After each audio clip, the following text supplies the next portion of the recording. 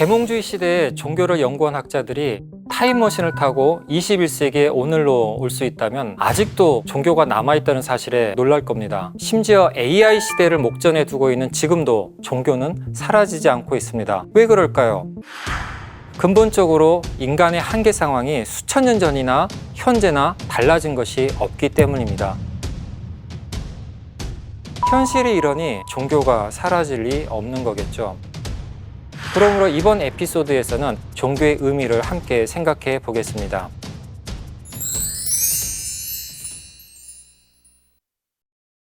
안녕하세요. 신학자 정경일입니다. 세계화를 특징으로 하는 현대에는 종교들의 관계도 달라지고 있습니다. 앤서니 드 멜로 신부는 여러 비유와 우화로 종교의 문제들을 설명했습니다. 어느 날 악마와 그의 친구가 산책을 나갔습니다. 근데 저 앞에서 어떤 사람이 이렇게 몸을 숙이더니 뭔가를 줍는 거예요. 악마의 친구가 묻습니다. 저 사람이 주운 게 뭐지? 악마가 답합니다. 진리의 조각이지. 악마의 친구가 묻습니다. 그런데도 자네는 불안하지 않나? 그러자 악마가 싱긋 웃으며 답합니다. 괜찮아. 나는 저 사람이 그 진리의 조각으로 종교를 만들게 할 거거든.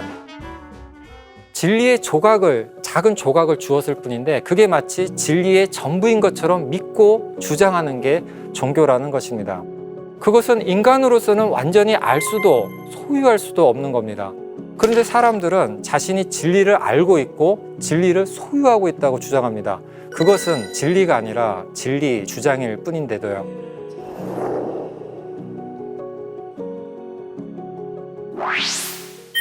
종교 간 갈등은 과거에도 있었지만 현대에 더 심각해진 이유는 근본주의의 발현 때문입니다.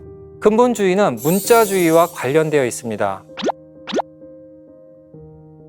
성서나 꾸란 같은 경전의 문자를 신이 직접 주거나 영감을 주어서 기록하게 한 절대적 계시라고 믿는 겁니다. 성서에 기록된 나 외에 다른 신을 두지 말라 라는 문자를 절대시해서 다른 종교를 부정하고 적대하고 배타하게 되는 겁니다. 근본주의의 더 심각한 문제는 2000년 전, 3000년 전의 문화적 산물인 윤리나 율법을 현대에도 그대로 적용하려는 것입니다.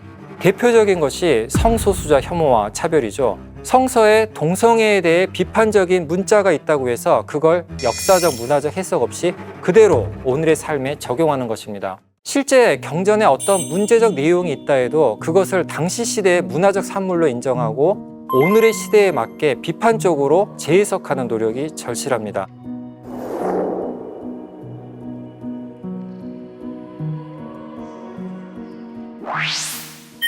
자, 그렇다면 종교 간 갈등을 어떻게 해결할까요? 이번엔 불교의 지혜를 한번 배워볼까요? 불교는 종교 간 갈등을 넘어설 뿐만 아니라 갈등 자체를 해체해버리는 매우 파격적인 지혜를 제시합니다. 불교의 중요한 비유 중 하나가 달과 달을 가리키는 손가락입니다. 저기 하늘에 달이 있습니다. 그리고 그 달을 가리키는 이런 손가락이 여러 개가 있습니다. 여기서 손가락은 종교이고 달은 진리를 뜻합니다. 그런데 사람들이 저기 달은 안 보고 이 달을 가리키는 손가락만 봅니다. 진리 주장만 보는 거죠. 그러면 정작 달을 못 보죠. 진리를 못 보게 되는 것입니다. 종교들이 달을 가리키는 손가락일 뿐이라는 것을 알아차리는 것, 그것을 인정하는 게 겸손입니다.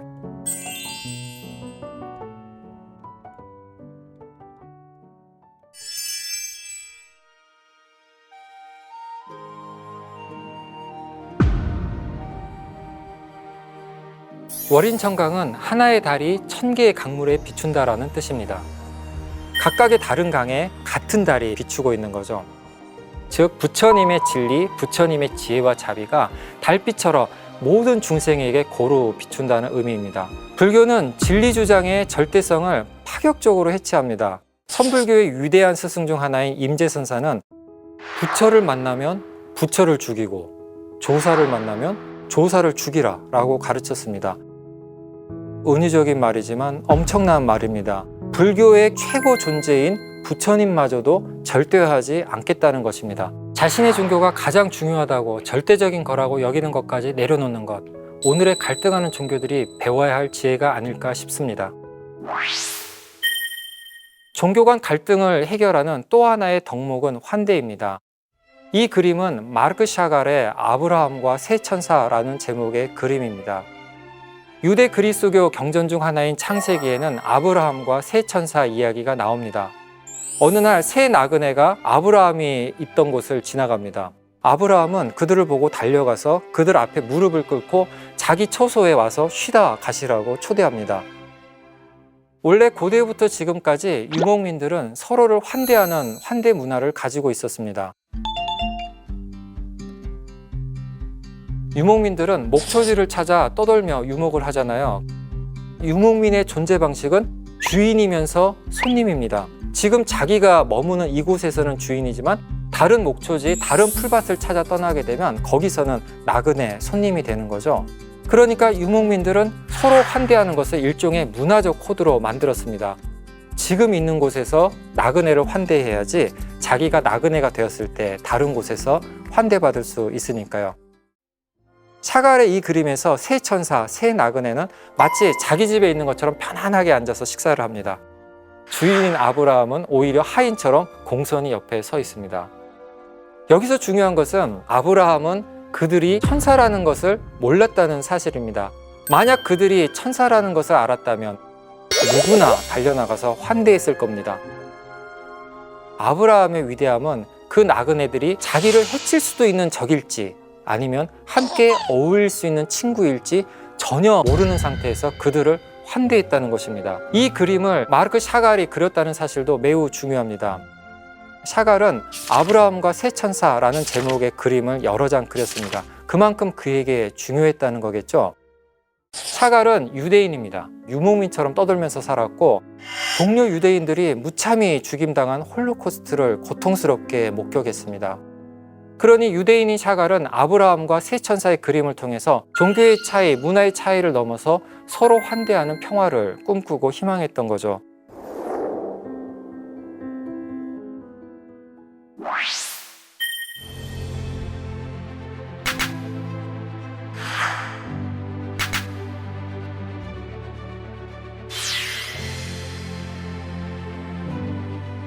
실제로 산업혁명 후 현대사회에서 종교가 위축된 것은 사실입니다.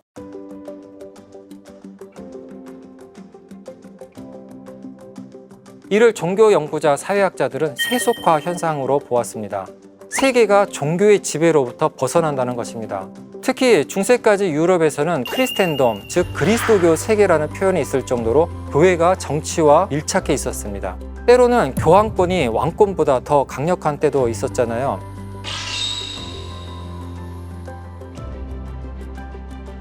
이렇게 종교가 사회, 정치 권력과 결탁하거나 지배하던 시대가 끝나고 신앙을 갖고 안 갖고가 이제는 개인의 선택이 된 것, 그것이 바로 세속화의 핵심입니다. 그런데 1960년대, 70년대에 세속화론을 전개한 학자들이 시간이 갈수록 세속화가 심화될 거라고 예측했던 게 틀렸다는 것을 발견하게 됩니다. 남미나 아프리카에서는 그리스도교와 이슬람이 오히려 급팽창했거든요. 그래서 세속화 태제를 주장했던 피터 버건은 일찌감치 1990년대에 탈세속화 이론을 제시했습니다. 과학기술 혁명 시대에도 여전히 종교는 지속된다는 것이었습니다.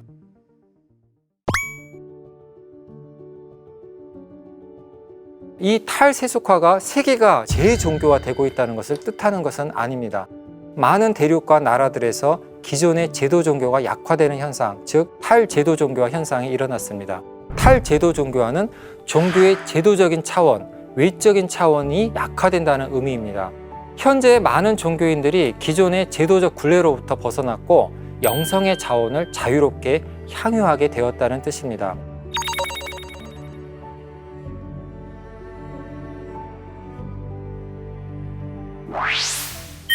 이렇게 현대인의 종교성은 과거와 달리 매우 탈경계적이고 탈제도적입니다. 그렇다면 이처럼 종교성의 탈경계성, 탈제도성이 나타난 이유는 도대체 뭘까요? 그것은 현대인의 정체성 형성 방식이 과거의 정체성 형성 방식과 달라졌기 때문입니다. 우리는 한 개인의 문화적인 정체성이 형성되는 것을 뿌리, 루트의 이미지로 생각하죠. 나의 가족, 나의 공동체, 그런 나의 뿌리의 영향을 받으면서 나의 정체성이 형성된다고 생각합니다. 그런데 현대인은 꼭 그렇지 않습니다. 이 에피소드를 시청하시는 분들 중에 태어나신 곳에서 계속 살고 계신 분이 얼마나 될까요? 아마 많은 분들이 태어나신 곳에서 떠나 다른 곳에서 지금 살고 계실 겁니다. 과거에는 한 지역, 한 나라를 떠나지 않고 사는 사람들이 대부분이었지만 지금은 다양한 형태로 다른 세계를 경험하면서 살아갑니다. 그러니 현대인의 정체성은 뿌리, 루트가 아니라 길, 루트를 통해서 형성됩니다. 길 위에서 만나는 사람들, 길 위에서 경험하는 사건들, 길 위에서 만나는 사물들과 관계하면서 나가 되고 우리가 되는 것입니다. 현대인은 길 위의 인간, 길 위에서 변화하는 호모 비아토르입니다.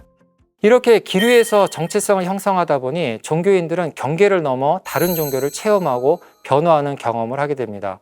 이 사진은 휴고 에노미야 라살 신부님이 일본에서 참선 수행을 하고 있는 모습입니다. 카톨릭 신부가 불교 참선 수행을 하고 있는 거죠.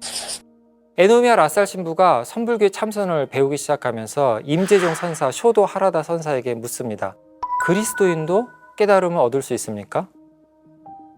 그러자 하라다 선사가 참 이상한 질문을 한다는 듯이 당신은 몸을 갖고 있지 않습니까? 라고 반문합니다.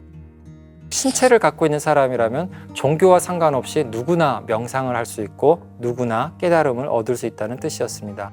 이렇게 종교의 경계를 넘나들면서 종교성을 형성해가는 현대인의 모습은 미래의 종교가 도대체 어떻게 될까 더 궁금해지게 만듭니다.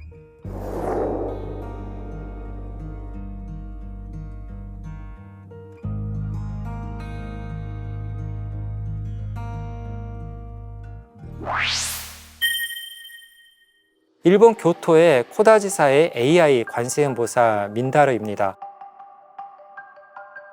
이 관세음보살은 반야신경을 읽고 불교의 가르침을 말해주는 AI 로봇 보살입니다. 장례식에서 독경을 해주는 로봇도 있습니다. AI가 종교적 문제에 대해서 상담도 하고 가르침도 주는 시대가 이미 시작했습니다. 그렇다면 인간 사제들을 AI 사제들이 대체하게 될까요? AI가 종교의 풍경을 크게 바꿀 것은 분명해 보입니다. 유발 하라리는 호모 사피엔스의 시대가 가고 호모 데우스의 시대가 올 거라고 예견합니다.